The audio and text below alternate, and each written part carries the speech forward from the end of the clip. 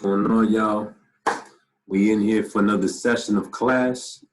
This specific session, we're going to be focusing on corruption and misconduct, because when we talk about law enforcement or just the criminal justice system in general, one thing that has to always be kept in the front of one's mind is the possibility of corruption and misconduct, obviously.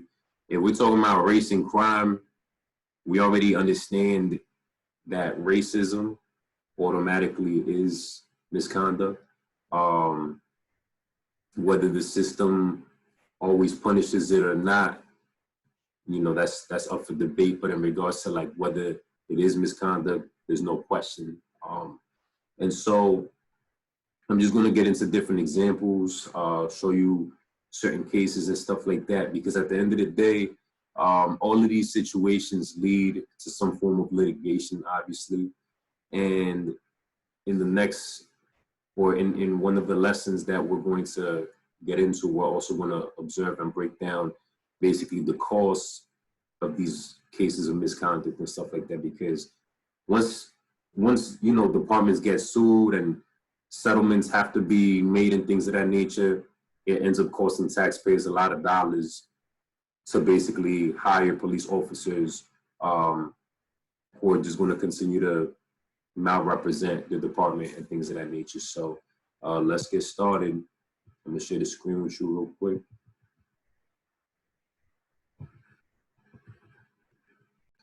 And so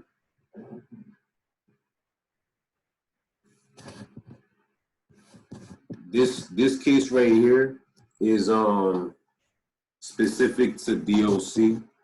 Now, the correlation between race and crime here is not necessarily one that's obvious or fun or what have you, but this is just an example that I want to pull, because at the end of the day, corruption happens to anybody and everybody. It doesn't matter the ethnicity or the racial background or anything of that nature. Because oftentimes white collar crime is a crime mostly related or linked to the white community, but that's only because of the fact that socioeconomically speaking, the white community usually possesses more money or has more opportunity to deal with the sort of dollars that can equate to white collar crime. But in this case, Norman Seabrook, being black, basically was the individual involved in a scandal with the Department of Corrections. Now, Norman Seabrook, he was actually there when I worked for the Department of Corrections in New York. He was actually not liked by a lot of people. Mayors didn't like him. Different politicians didn't like him. And a lot of the reasons that, well, some of the main reasons why he wasn't liked was because him being the representative for the benevolent union for the Department of Corrections, for correctional officers more specifically. Of course, his job as the union rep is to give pushback and to give resistance to policy or to any changes that are going to make the work of correctional officers more difficult than what it already is. Now, correctional officers, as much as they might get a bad rep from a lot of people, their job is very difficult. Because unlike police officers, correctional officers deal with the same individual that the police officer locked up that one time or however many times. But basically, once a police officer locks somebody up, that's it. Like, they don't deal with them again unless the person comes back into the community and is a continual offender and continues to go back to jail or prison or whatever. Well, correctional officer, you learn this person, like you learn their habits, you learn what, you know, what they like, what they don't like. They talk about their family, they talk about their friends, they make friends. You see the people, you see how they interact, and you actually get to know the individuals, and it may be for the good or it may be for the worse. And so when it comes to Norman Seabrook, you know, understanding this dynamic and having been in the Department of Corrections for 20 plus years at the time, he, for about at least 20 years, I should say, he basically gave a lot of push back to the city and to politicians in trying to make certain reforms around Rikers Island and the Department of Corrections and things of that nature. Now, Norman Seabrook was caught up in a scandal in which he basically was in partnership with a hedge fund and transferring millions of dollars from the Department of Corrections pension system into this hedge fund, automatically putting, basically messing around with millions of dollars of retirement money for correctional officers. So correctional officers are working in Rikers Island. They're putting in, 20, 25 years, some even 30 years into this job. And then they come to find out that Norman Seabrook basically was embezzling money, and, a lot of the funds were unrecoverable basically by the end of it. It was so large scale, this operation, that the feds got involved. And so if I share the screen again,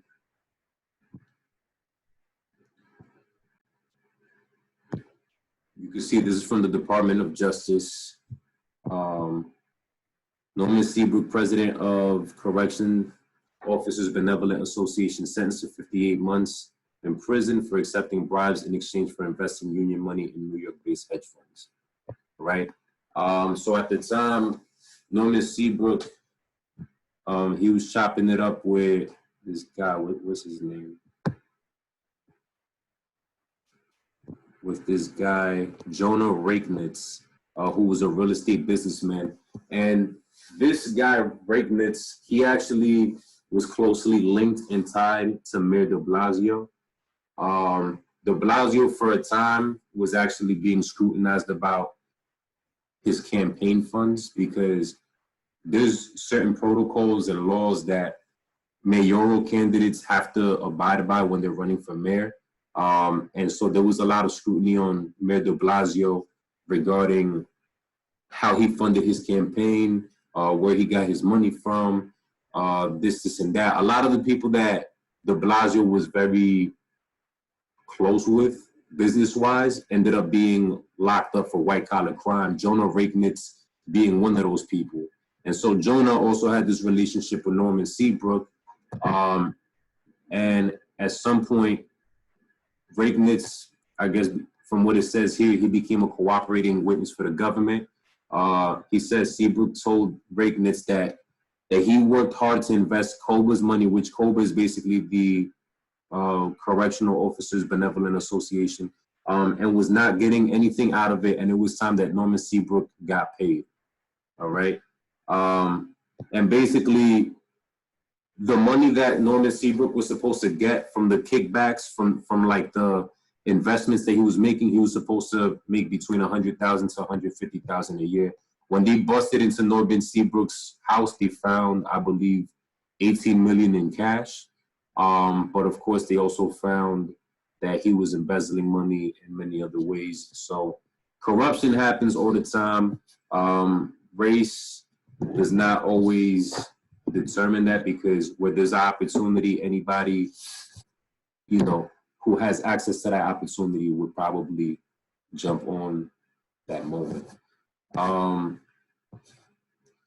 Another example, even within the Department of Corrections, is the former commissioner, Joseph Pont. He was there while I was working in DOC. His term there, he only did like 2 years working for the Department of Corrections. So his situation was he ended up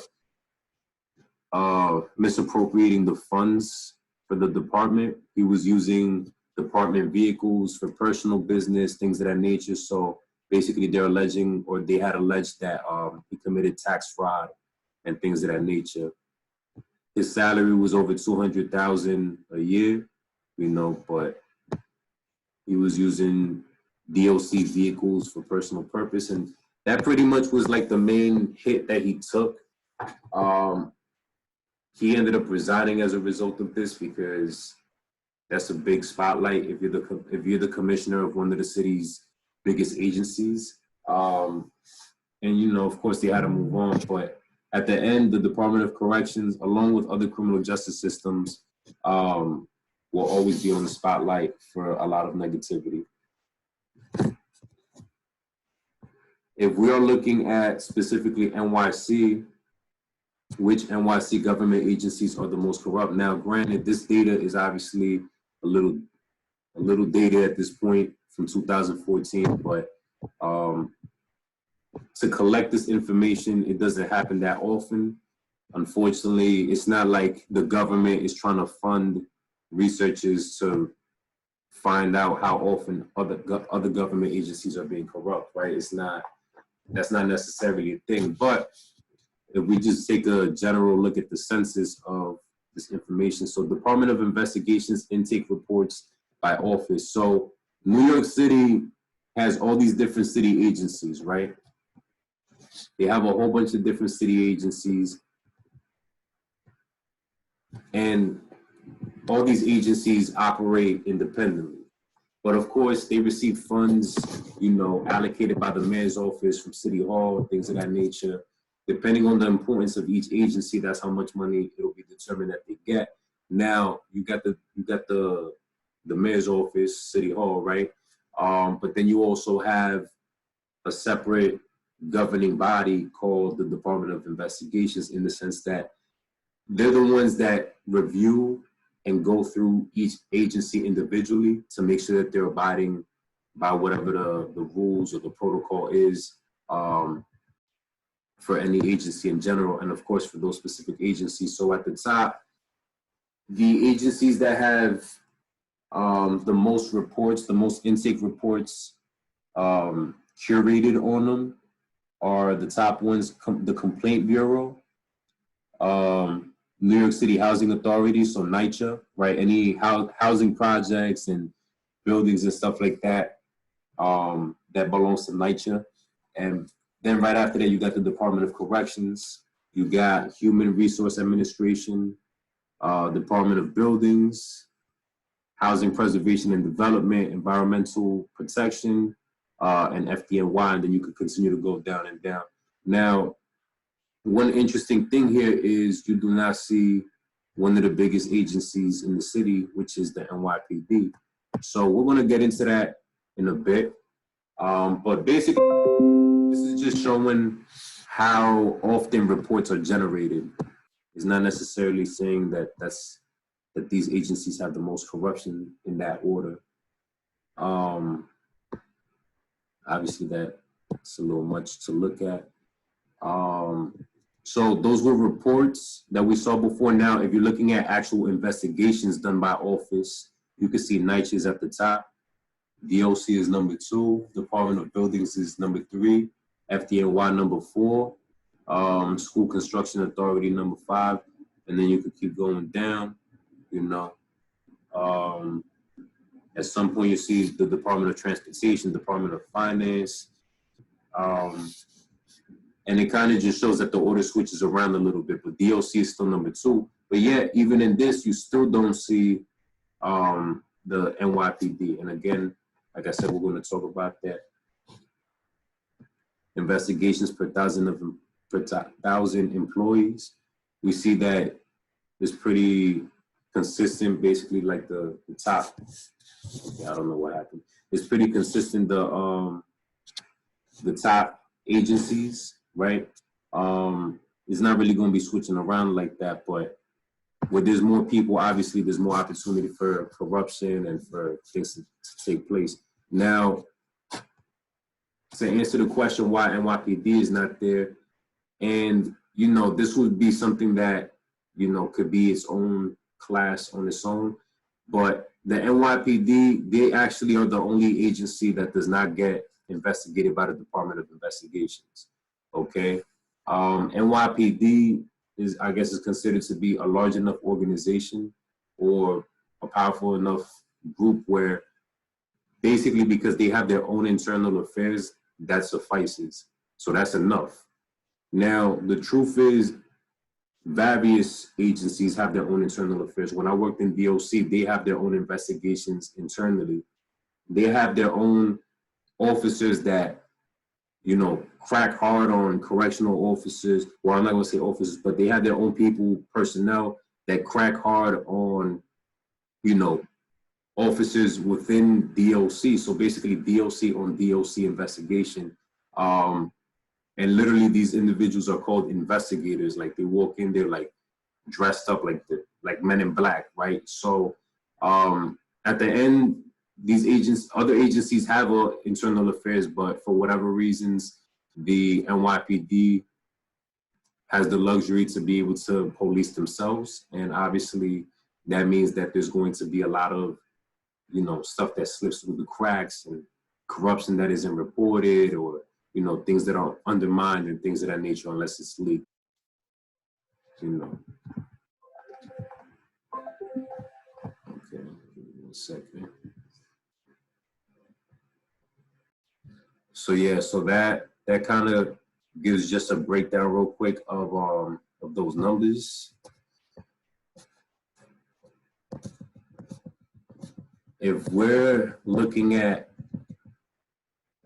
police and misconduct and things of that nature, now again, we got to remember that the majority of police in general are from the white community as well. So if we're looking at the justice system, which the majority of prosecutors are white, 90% of prosecutors are white, we're not going to pretend like that doesn't play a role in how the system plays out, okay? Because at the end, we see the disproportion in how many people of color are incarcerated as opposed to people from the white community, and that's just the reality of it.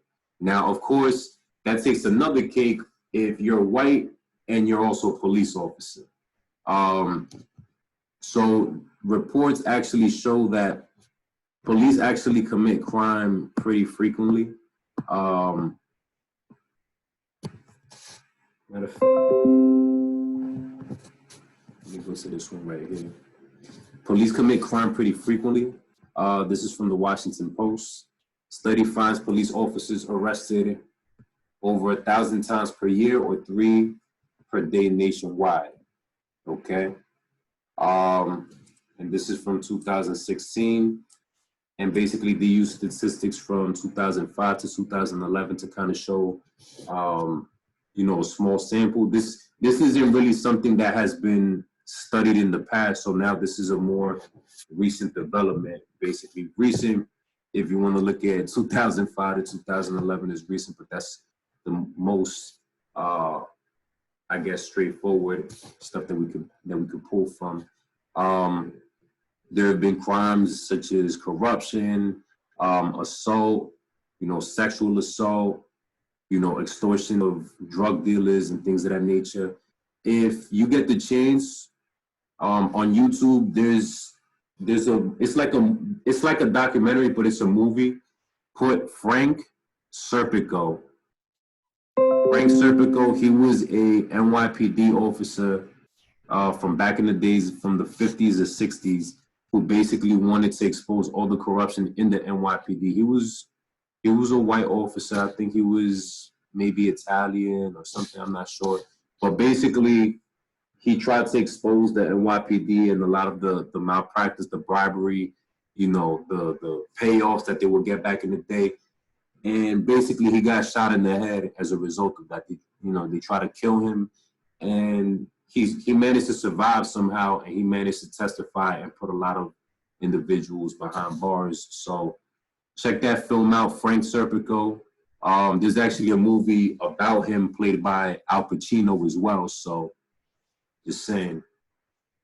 If we're looking at a glance from 2005 to 2011, there were a total of just under 7,000 police arrest cases. The 2005 number is low because at that time, they were actually still developing the methodology on how they were collecting the data. But basically, we could see it's usually around 900, 1,000 cases on a yearly. And of course, the numbers could potentially also increase because throughout time, now that there's more video footage and people have cell phones and things of that nature, where like in the early 2000s, that really wasn't the case. Those numbers are potentially just going to inflate, or, that's why you see in 2011, the numbers did go up specifically more, but there's different reasons, obviously. If we're talking about officers arrested on duty versus off duty, you have almost a 50-50 split. They're slightly arrested more off duty, but it's not even by a wide margin. Unspoken truth about police in general is the domestic abuse problem that exists within departments. Not only that, but also the abuse of alcohol and drugs, but mainly alcohol in a lot of cases. When I worked for the Department of Corrections, the correctional officers had certain benefits in the union, through the union benefit and stuff like that, of being able to receive counseling for, like, domestic abuse or substance abuse, rehab and things of that nature, because these are known issues that exist within these departments. These are high stress jobs, and at the end of the day, unfortunately, people, instead of communicating effectively, communicate through violence or communicate through self-destructive behavior. They say that the lifespan of an officer, police, or correctional officer is expected to be 10 to 15 years less than the average person. So, obviously a lot of that is self-induced, because once you take the job, this just comes with it, right? So you have to make the conscious decision: do I want to do this job apart from all these realities? But obviously, it's a role that exists in society. People are going to fill it.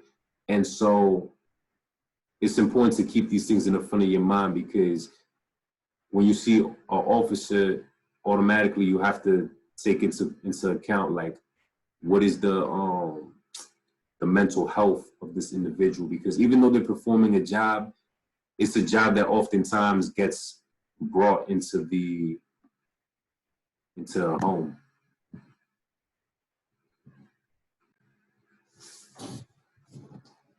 And by overwhelming majority, most of these cases involve male officers, okay, almost 95%. And so that's just the reality of it. There's a lot of different forms of misconduct. USA Today had worked on bringing a lot of cases to light and showing kind of just how they turned out at the end of it.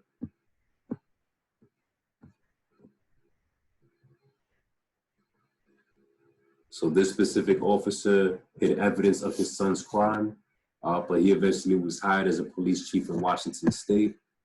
So I'm just going to run over the cases because it's a bunch of different stuff. Fleeing police at 125 miles didn't keep him from becoming a sheriff in North Dakota. So basically, that officer, his car ended up flipping over because he was in a chase, going after a cyclist who, because his visor wasn't all the way down, he basically pursued this individual. The individual made a cut that was about 3 feet wide, but obviously that's not going to be big enough for a police vehicle, and this was a brand new cruiser. The guy ended up being shot out from the window.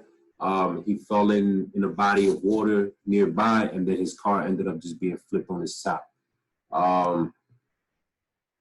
Basically, the local government, they were looking to get rid of this officer and fire him, but instead they settled for a 10-day suspension. Okay. And basically the police chief, Michael Goodwin, he sat down and he spoke about the specific officer and his history and things of that nature.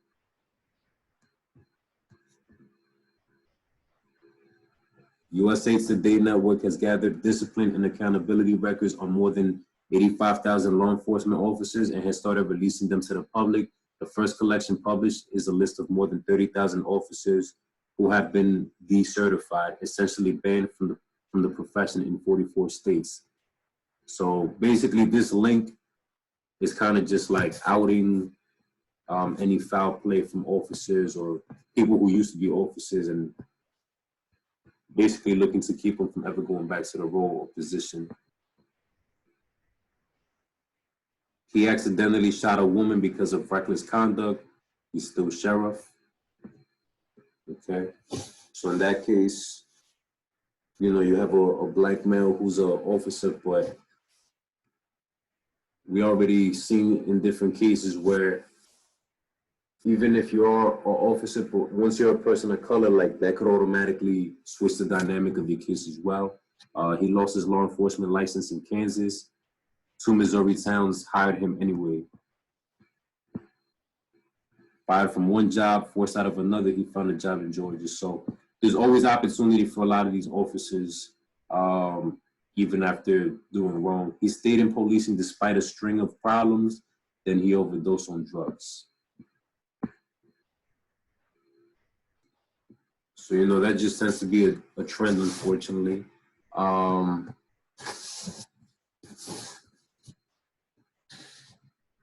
As was mentioned in the previous page, there's people who are now outing bad cops or corrupt cops. There was actually a Facebook page for police where basically they were ranting and endorsing racism and violence. And of course, there were police who were, you know, they were disciplined because it is like this was a post. I'm going to protect and serve the shit out of you, right? A cop punching somebody in the face, basically.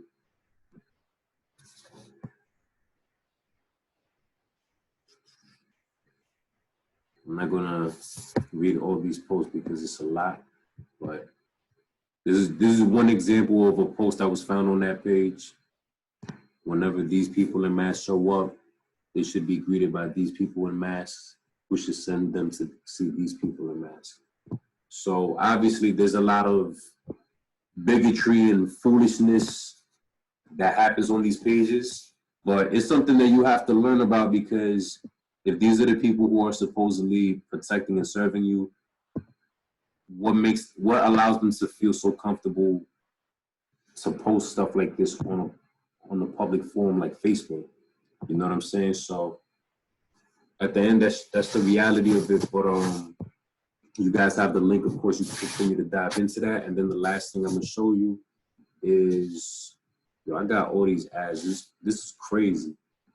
I'm like being assaulted by these ads. This was in 2015. KKK members who worked in Florida prisons arrested for planning to murder Black inmate. So basically, you had at this time a couple of correctional officers who were colluding and plotting to kill an inmate or somebody who was incarcerated. I don't like to use the term inmate, but they basically were plotting to kill somebody. They were correctional officers. But then on top of that, they actually were Ku Klux Klan members, right? Because the KKK, as much as it's not spoken about today as it obviously was decades ago,